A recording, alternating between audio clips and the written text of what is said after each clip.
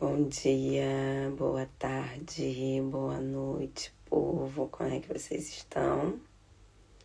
Comecei um cadinho atrasada. Vamos ver se alguém vai aparecer na live. Se não aparecer, não tem problema. Vai ficar gravado aqui no YouTube. Pegue já o caderninho de vocês. Anotações. Quem faz anotações?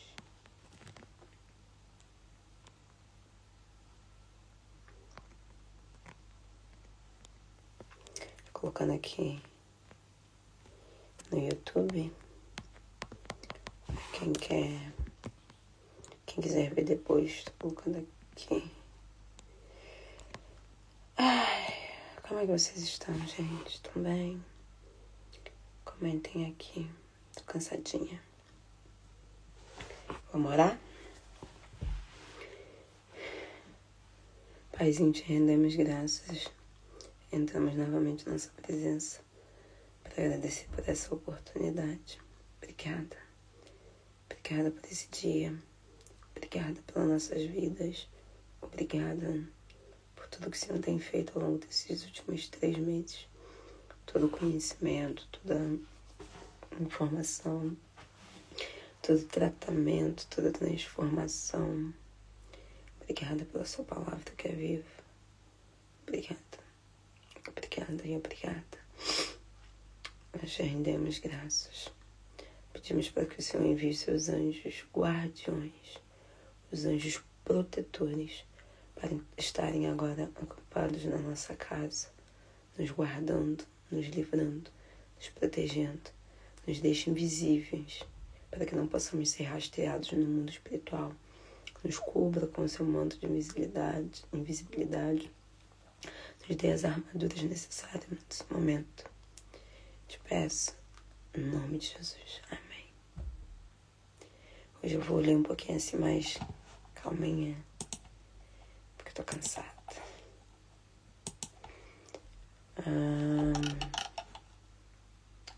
Bora lá. 2 Samuel 21. Deixa eu conferir aqui pra vocês. Tá, depois eu confiro. Porque eu acho que vai acabar e eu não tenho certeza se eu vou continuar a leitura nesse mesmo ritmo que eu tô fazendo aqui. Tô sentindo que não. Eu vou pedir a confirmação ao Pai, se é pra continuar dessa forma ou não. Se nós vamos fazer de uma outra forma. O que o Pai quer pra nova fase. Mas até aqui nós temos lido juntos. Fazemos uma pequena oração no começo, uma pequena oração no final. E algumas coisas que eu sinto de compartilhar, o que posso trazer para minha realidade, eu tenho trazido e falado com vocês o que eu percebi. Então vou ver o que o Pai quer para essa próxima estação que tá aí para vir. Se vocês tiverem alguma ideia, alguma sugestão, coloquem aqui. Que é hora a Deus, quem sabe. Vamos lá, gente, que eu ainda tenho que fazer comida aqui. Já é 1h e eu ainda tenho que fazer comida. A vingança dos gibeonitas. Durante o reinado... Bora lá. Pequeno contexto para vocês. Antes de começar, nós estamos lendo 2 Samuel. Apesar de ser 2 Samuel, eles relatam a história dos reis, tá? Então, ontem nós lemos Samuel 19 e 20. Hoje nós vamos ler 2 Samuel 21 e 22, contando a história de Davi, sobre o reinado de Davi. Nós acabamos de vemos várias coisas que aconteceram, traição de Davi, morte de filho de Davi, perseguição do filho de Davi, tomada do trono de Davi. E agora nós damos continuidade. Gibeonitas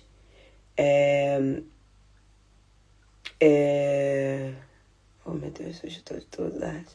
Nós vamos ver agora a parte da vingança dos gibeonitas contra o povo de Israel e de Davi. Me desculpa, gente. Hoje eu tô só na misericórdia. Bora lá. Durante o reinado de Davi, houve escassez de alimento por 3 anos.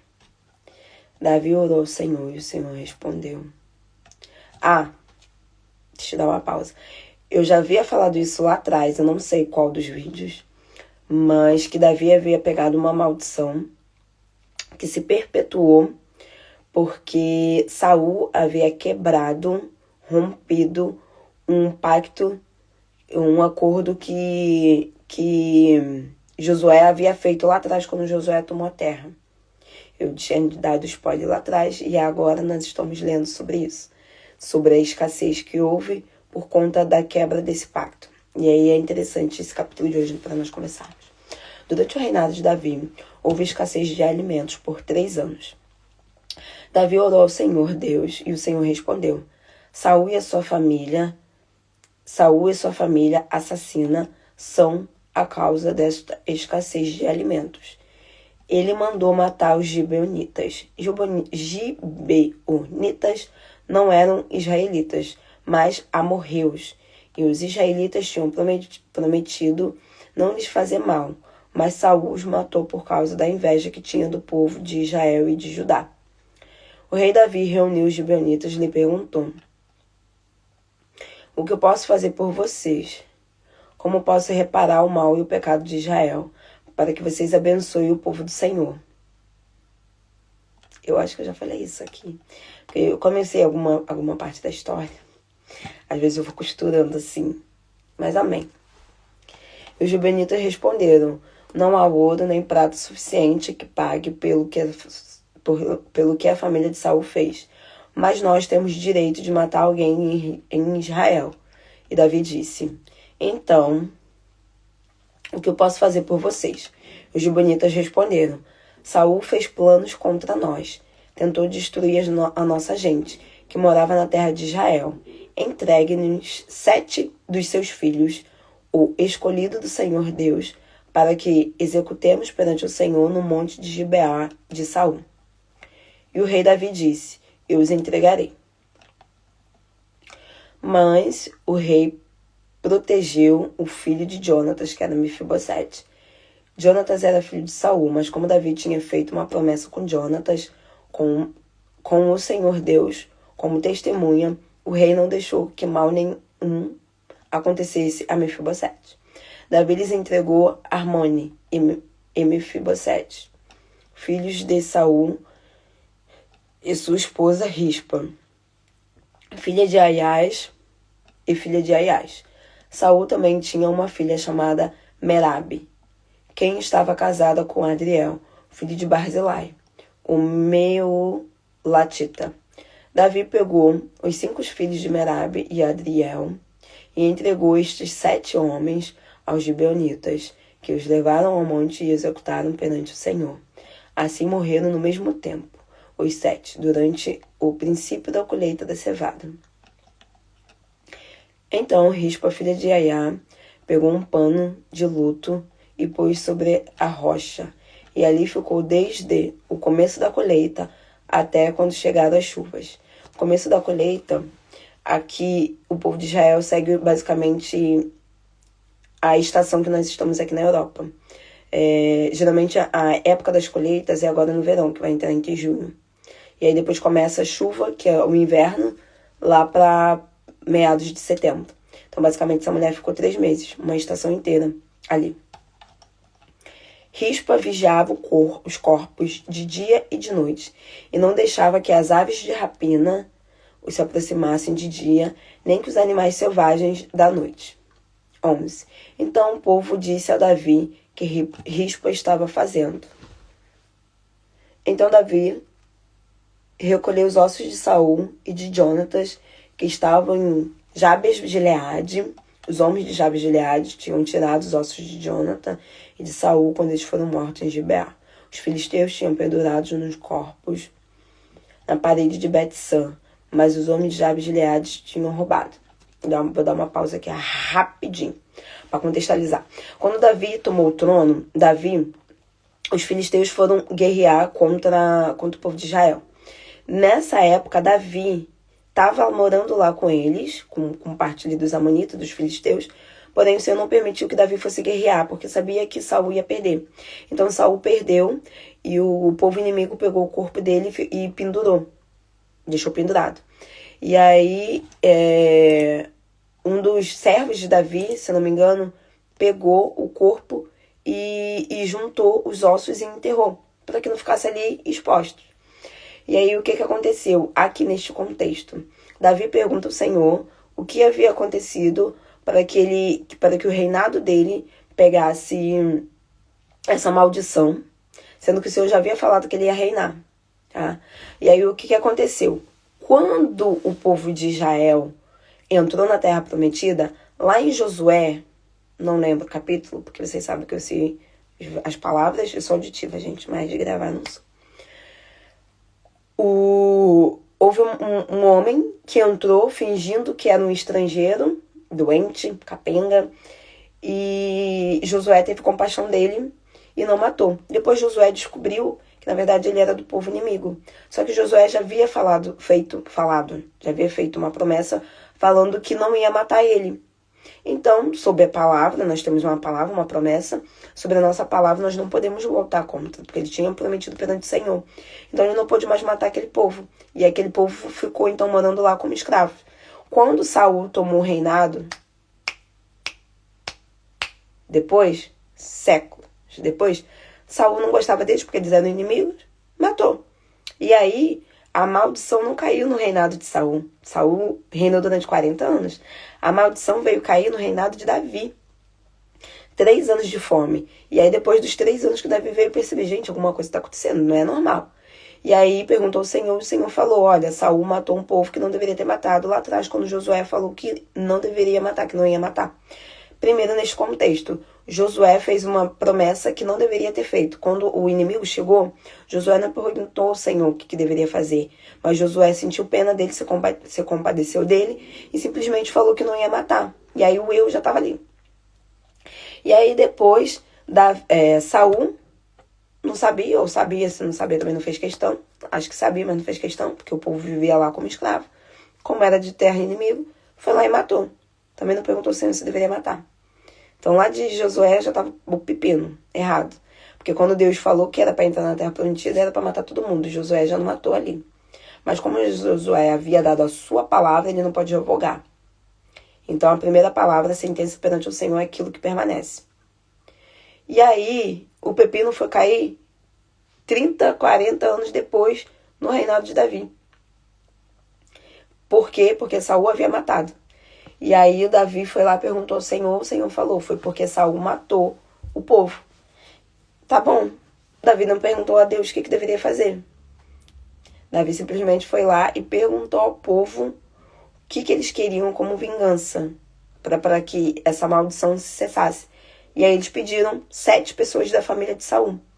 Mefibosete, que era o filho de Jonatas, neto de Saul, não poderia ser entregue porque ele tinha Davi tinha um acordo com Jonatas que ia honrar a aliança dele. Então Jonatas morreu, mas Mefibosete, que era filho de Jonatas, permaneceu sentado à mesa com Jonatas.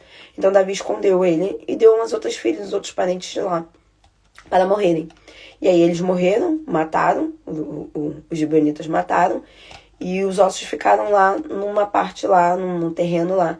E aí uma das mulheres de Saul, das viúvas de Saul, que era parente daquele povo, ficou lá durante 3 meses. 3 meses. Afastando os urubus, que era a ave de rapina, que comia restos mortais, e os ratos, os insetos também, que comiam os restos mortais do povo. Então ela ficou lá durante 3 meses, afastando aqueles bichos. Quando Davi soube que a mulher havia ficado lá 3 meses até o tempo da chuva, mandou que recolhesse os ossos dos filhos, dos parentes de Saul, e o osso de Jonathan e o osso de Saul, para sepultarem juntos. Por quê? Porque em Israel havia uma tradição de querer ser sepultado junto com seus antepassados. Era lícito, né? E aí, a partir do momento que Davi fez isso, a maldição cessou. Então vamos continuar lendo. 2 Samuel 21. Davi recolheu os ossos de Saul e de Jonathan, que estavam em em Jabes de Gileade, aos corpos dos 7 homens que estavam pendurados. Sepultaram os ossos de Saul e do seu filho Jonatas na região de Benjamim, porque eles eram da tribo de Benjamim, num dos túneis da tomba de Quizon, pai de Saul, porque pai de Saul já havia morrido, né, óbvio. Deus ouviu as orações do povo desta terra, porque faziam tudo que o lei ordenava, e Deus ouviu todas as orações, porque faziam tudo que o rei lhes ordenava. Então, aí, no caso, cessou. A partir dali, acabou. Guerra contra os filisteus. Os filisteus atacaram o povo de Israel. Davi e seus homens foram combater contra eles, mas Davi se sentiu muito cansado e fraco. Então Ibis, Benob, um dos soldados consagrados a Deus Rafá, pensou em matar Davi. Tinha uma espada nova e sua lança pesava mais de 3 quilos. Mas Abisai, filho de Zeruia, salvou Davi, e Davi matou o filisteu. Então os homens de Davi rogaram: de agora em diante, que sua majestade nunca vá conosco para a batalha, que não aconteça o que Israel perca o seu melhor líder. Bora lá. Davi já estava ficando de uma certa idade. Davi reinou com 30 anos, minha idade. E aí muitas guerras se passaram. Davi já estava ficando cansado e aconteceu isso. Então o próprio povo que amava Davi, que servia Davi, pensou: não podemos deixar com que Davi morra, porque Davi é o melhor, Davi é o rei. Então, se morrer, acabou o reinado.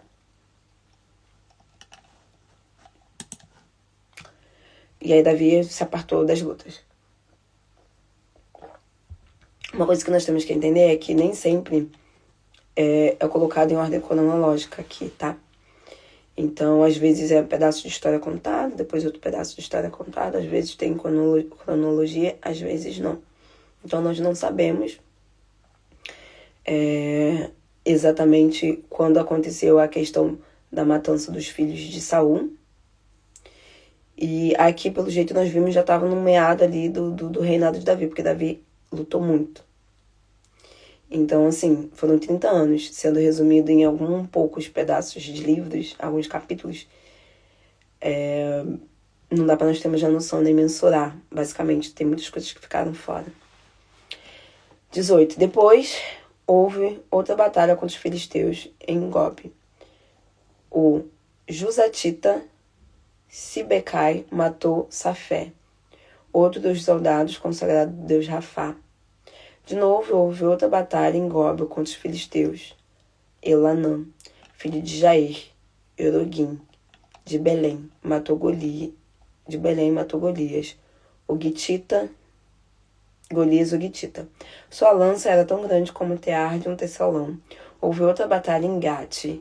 Havia ali outros soldados consagrados a Deus Rafá, que tinha 24 dedos, 6 em cada mão, 6 em cada pé.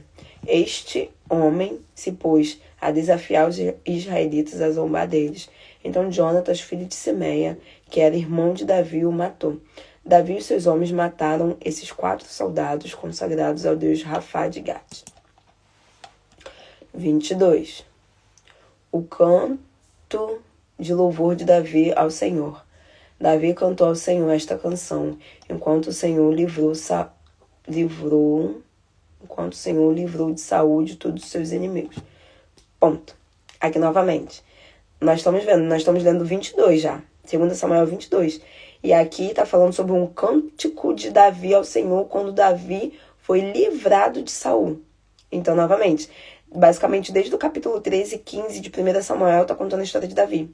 Só aqui está cantando um cântico. Então, como eu falei para vocês, nós, quando lemos a Bíblia, eu não fiz teologia, tá?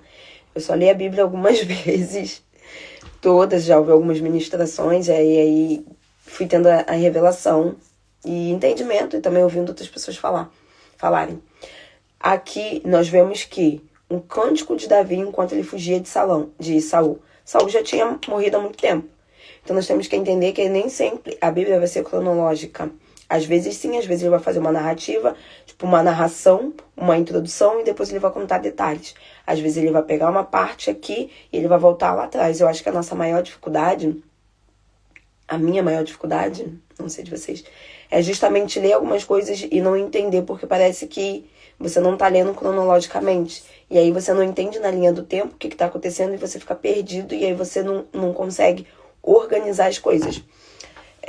Uma dica que eu dou pra vocês, que eu fazia, não faço mais, quando eu pegava a Bíblia pra ler, eu pegava um conteúdo no YouTube que falasse o resumo do livro de Samuel, o resumo do livro de Davi. Porque aí, geralmente esse pessoal tem um entendimento maior, já estudou um pouquinho, e faz um resumo com contexto e história. E aí você tem noção do que está acontecendo, e quando você começa a ler, você começa a entender que nem sempre foi narrado cronologicamente, tá? Então, para você que tem dificuldade ou não consegue entender a Bíblia, pega resumo. Eu sou auditiva. Eu sou muito de ouvir. Se você me falar comigo, eu vou gravar ao ouvido. Tem pessoas que são auditivas, existem sentidos, tá? E é mais outra questão. Mas existem pessoas que são auditivas, pessoas que são visuais, pessoas que são de tato, tá? Que só aprende fazendo. Viu o pessoal que só aprende escrevendo? Eu tô falando aqui e tá escrevendo, porque elas são de tato. Tem as pessoas que são visuais, imagens. Então você vê, através de histórias de animação, a pessoa grava e capta muito mais. Tem gente que é auditiva, ouvindo você consegue absorver. Eu sou muito auditiva, mas também fui treinado muito no meu visual. Mas também sou de escrever. Então, assim, você consegue desenvolver também essas habilidades, tá? Mas o meu sentido principal é o auditivo. Se eu ouvir, eu gravo. Se eu ouvir, eu absorvo. E se eu ver também, eu sou assim. Então, busque uma forma que você entenda mais, que você consiga, para você estudar. Por exemplo, Edilene, eu tenho muita dificuldade com a audição, não sou muito auditiva, eu sou mais visual. Vá no YouTube, agora tem várias, eu não gosto muito de algumas histórias de IA, porque você tem que tomar cuidado com se é verídico algumas coisas ou não. Mas ajuda muito as animações para você ver. Talvez você vendo em desenho você consiga captar mais. Aí eu não consigo, então escreve, tá? E assim você vai conseguir estudar mais e entender mais. E assim você não vai ficar tão perdida na hora de começar a ler a Bíblia. Aqui no Cântico de Davi. Foi no começo, quando Davi estava fugindo de Saul. 2. 2 Samuel 22. O Senhor é minha rocha, minha fortaleza, meu libertador. Deus é meu refúgio, minha proteção, meu escudo, minha poderosa salvação. Ele é meu esconderijo mais alto, o meu protetor e o meu salvador. Por que escureceu minha tela? Não sei. O Senhor é digno de louvor. Pedi a sua ajuda e ele me livrou dos meus inimigos. Ondas mortais batiam ao meu redor. Torrentes mortais se levaram embora. O lugar dos mortos me envolveram nas suas cordas. Estendeu diante de mim as suas armadilhas fatais. Na minha angústia clamei ao Senhor e pedi ajuda ao meu Deus. Do seu tempo ele ouviu os meus lamentos, ouviu os meus gritos pedindo ajuda. Então a terra estremeceu em todas as direções. As bases dos céus foram abaladas. A terra estremeceu, porque Deus estava furioso. Saía fumaça das suas narinas e chamas da sua boca. Delas saíam brasas vivas. Deus abriu o céu, desceu sobre uma nuvem negra, montado no querubim. Ele voou, deslizou sobre as asas do vento.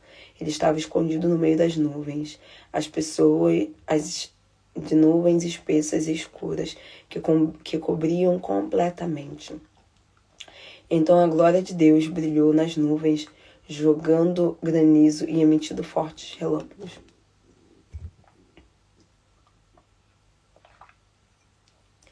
A voz do Senhor trovejou do céu, e o Altíssimo se fez ouvir, e houve relâmpagos e granizo. Deus abençoou a sua flecha, e dispersou os inimigos, e lançou muitos relâmpagos, e todos fugidos e espantados. O Senhor enviou a sua repreensão, e soprou um vento forte, e deixou o fundo do mar à vista. Os fundamentos da terra ficaram descobertos. Ele se estendeu a sua mão e me segurou. Ele me tirou das águas profundas. Ele me salvou dos meus poderosos inimigos e dos que me odiavam, dos que eram mais fortes do que eu. Quando eu estava em dificuldades, os meus inimigos me atacaram. O Senhor me deu apoio e proteção. Ele me livrou porque me ama. Ele me levou para um lugar seguro. O Senhor me recompensou justamente porque me comportei com justiça. Ele me recompensou porque não fiz nada de errado. Tinha o cuidado de viver como o Senhor. Quer que eu não viva. Não, vou ler de novo. Tenho o cuidado de viver como o Senhor quer que eu viva. Por isso, não fiz nada que pudesse me separar de Deus. Tenho sempre em mente os seus ensinamentos e nunca desviei das suas leis. Fui sempre honesto com ele e tenho me mantido afastado do mal. Por isso o Senhor me recompensará conforme a minha justiça. Ele fará isso desde que eu não pratique o mal, desde que Deus é fiel e com eles são fiéis, sincero e com eles são sinceros. O Senhor é bom, puro com aquele que é bom e puro, mas mostra ser mais esperto do que as pessoas enganosas. O Senhor salva os humildes, humilha os arrogantes. O Senhor ilumina o meu caminho e é minha luz na escuridão. Meu Deus, com a sua ajuda poderei correr com os soldados. Com a sua ajuda assaltarei as muralhas dos meus inimigos. O caminho de Deus é perfeito. As promessas do Senhor são dignas de confiança. Ele protege o que procuram a sua ajuda e proteção. O Senhor é o único Deus, é o nosso Deus e é a única rocha. Ele é quem me fortalece, é quem me aperfeiçoa o caminho. Ele me ajuda a correr tão depressa como uma gazela, que me mantém firme mesmo nos lugares mais altos. Ele me prepara para a batalha. Ele me dá força aos meus braços para que possam lançar dardos poderosos. Mas Deus, o Senhor, me deu um escudo da sua salvação e tem me ajudado a prosperar.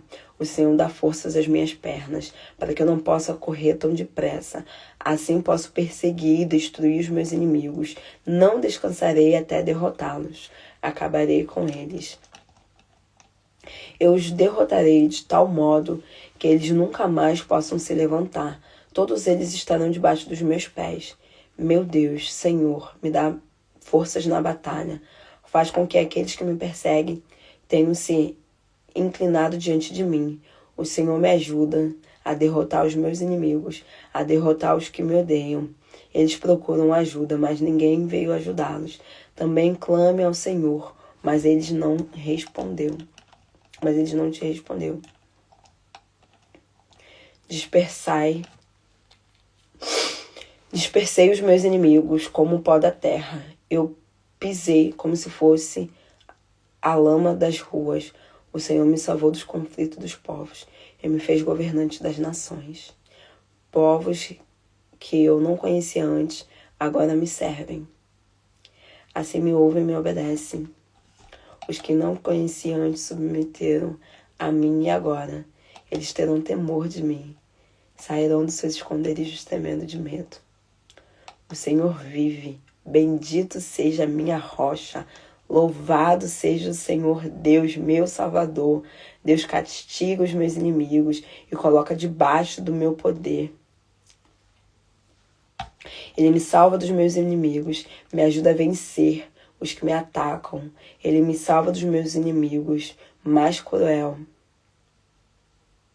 Por isso, louvo ao Senhor entre as nações e canto louvores ao seu nome. Deus dá grandes vitórias a Davi. Ele o escolheu, e a ele os seus descendentes. Deus mostra sempre a sua bondade. Bonjour, Marie. Ça va bien? Aqui nós estamos lendo um cântico de Davi. E eu vou deixar agora de... Deixa eu aumentar o brilho, escurecer o brilho. Eu vou deixar agora aqui para vocês uma tarefa, tá? Peguem esse cântico, que é de 2 Samuel 22, vocês vão pegar ele e vocês vão declarar hoje na vida de vocês, na casa de vocês, como um ato de profetizar, tá? Eu não sei profetizar. Eu não tenho dom de profecia. Profecia, tem gente que tem dom de profecia, né?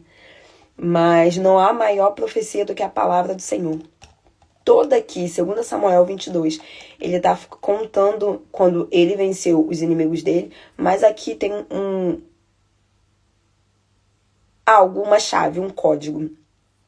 Ele tá falando de vencer os seus inimigos. Em momento nenhum, Davi atacou Saul. Em momento nenhum. Aqui nós podemos ver que isso daqui é espiritual. 2 Samuel 22 está te contando sobre uma batalha espiritual que você pode exercer na sua vida e na sua casa.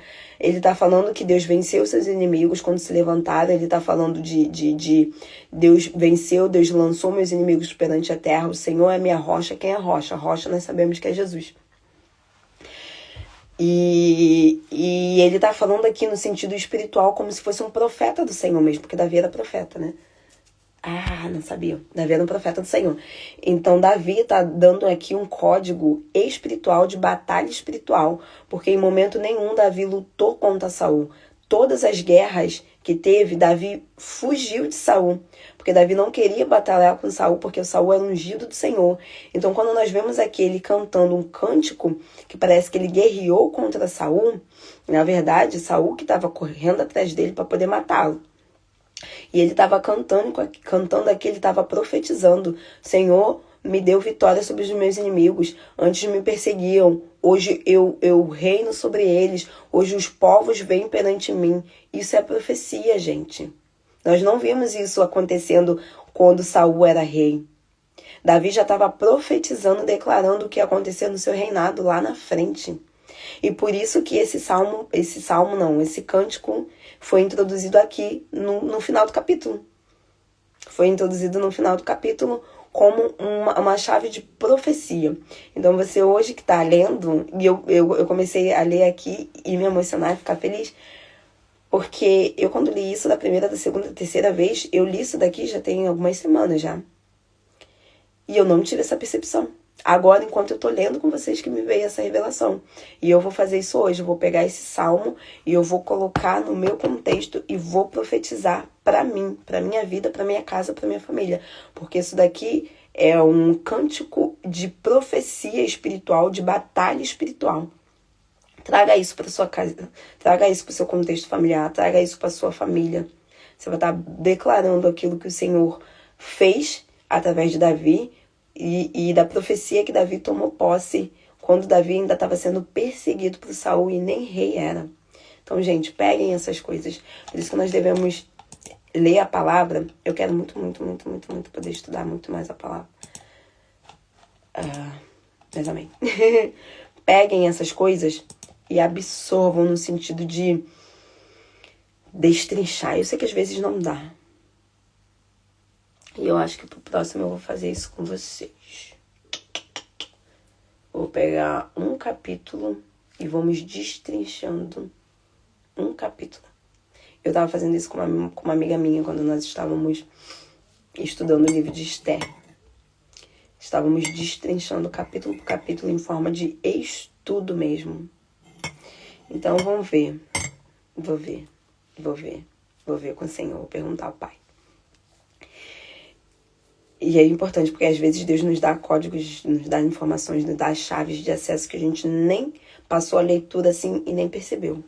Amanhã vai ser a última leitura de Samuel. Nós vamos ler 23 e 24. Viu como é que Deus é perfeito? E amanhã é sexta-feira. Então logo depois começa Reis. Então eu vou perguntar ao Senhor o que Ele quer de mim, o que Ele quer de vocês, o que Ele quer que eu faça.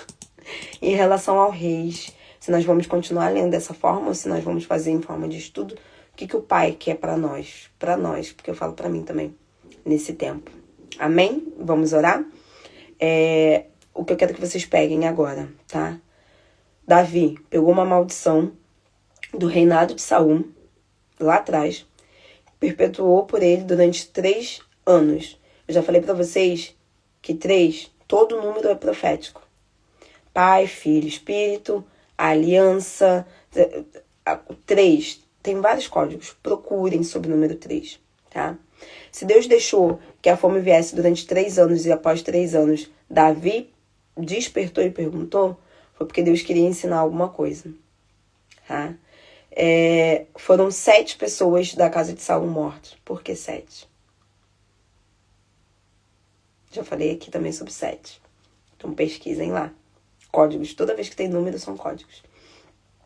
E aí, novamente, eu já falei aqui, eu vou falar novamente, se você é novo, peça ao Senhor, pergunta ao Senhor. Às vezes você tá carregando alguma coisa aí, algo que não é seu, mas veio de lá de trás, do seu avô, do seu bisavô, do seu tataravô, do teu trisavô, não sei.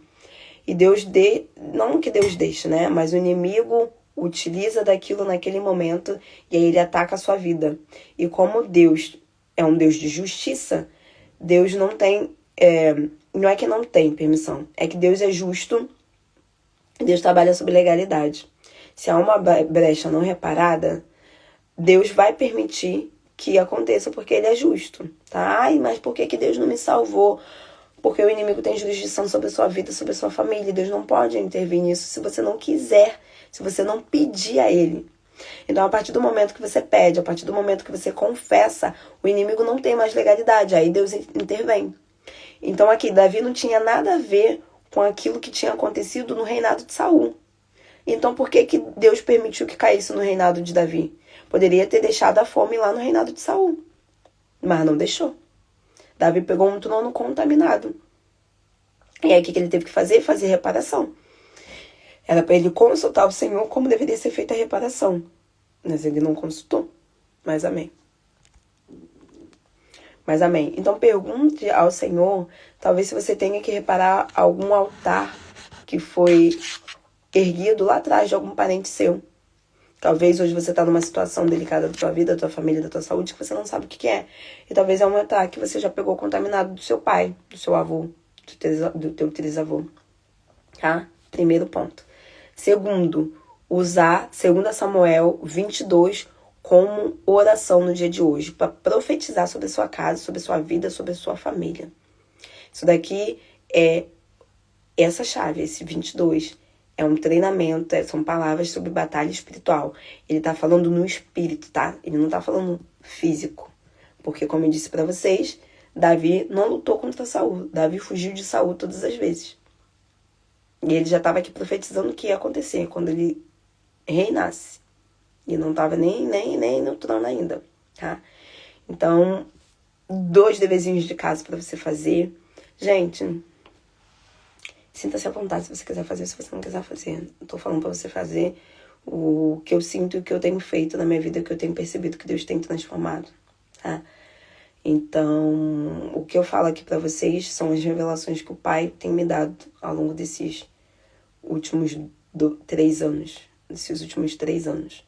Então, se você quiser fazer, amém. Se você não quiser, amém. Mas se você fizer, eu tenho certeza, tá? Certeza absoluta. Porque eu confio, eu sei de quem eu sou filha. Vai começar a mudar as coisas na vida de vocês. Vocês vão começar a entrar em outros níveis de entendimento, de revelação, de intimidade com o Pai. Então, não tem mais tempo para perder, para ficar no raso. Nós temos que começar a perguntar ao Pai o que Ele quer de nós. Temos que começar a guerrear dentro da nossa casa, da nossa família. Temos que começar a fechar muros, fechar brechas, derrubar altares, consagrar altares, tronos que foram abertos e consagrados da nossa família, para que nós consigamos hoje viver uma vida de mais intimidade com o Senhor. Amém? Amém, senão eu começo a falar muito, né? É isso, gente, o dever de casa para vocês, ó. Oração. Paizinho, Pai, muito obrigada, Pai. Obrigada, Senhor, por esse momento, pela essa revelação. Eu peço que o Senhor esteja com cada um aqui neste momento. Graças eu te dou porque o Senhor é bom, sua vontade dura para sempre. O Senhor é bom.